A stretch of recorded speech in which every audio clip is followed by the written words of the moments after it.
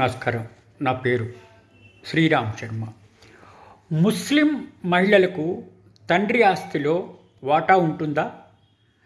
ముస్లిం మహిళలకు తండ్రి స్థిరాస్తుల్లో షేర్ వస్తుందా? ఇదే విషయాన్ని గౌరవ Jammu and Kashmir high court single judge justice Vinod Chatterjee Kaul ఒక తీర్పు ఇచ్చారు. ఈ కేసు 43 సంవత్సరాల క్రితము ఒక కుమార్తె తండ్రి స్థిరాస్తిలో వాటా ఇవ్వాలి, ఆయన తదనంతరము వీళ్ళనామా లేకుండా చనిపోయినందుకు అని చెప్పేసి సివిల్ సూట్ ఫైల్ చేశారు. అది ముక్తి, ఒక కుమార్తె తన తండ్రి స్థిరాస్తిలో తనకు భాగం రావాల్సిందే అని ఈ విధంగా ఫైల్ చేశారు. ఆవిడ పేరు ముక్తి, తన తండ్రి స్థిరాస్తిలో తనకు కూడా భాగం రావాల్సిందే అని సివిల్ సూట్ ఫైల్ చేశారు 43 సంవత్సరాల క్రితం.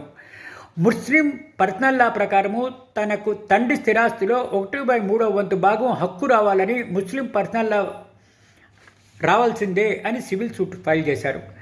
ఆవిడ చనిపోయిన తర్వాత ఈ కేసును ఫాలో అప్ అయ్యారు.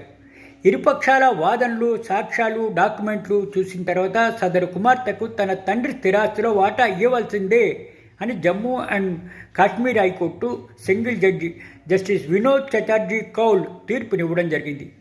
ఈ తీర్పు ద్వారా మనకు తెలిసేదేంటి? ముస్లిం పర్సనల్ లా అనుసరించి తండ్రి స్థిరాస్తిలో కుమార్తెకు కూడా వాటా ఇవ్వవలసిందే అని. Thank you.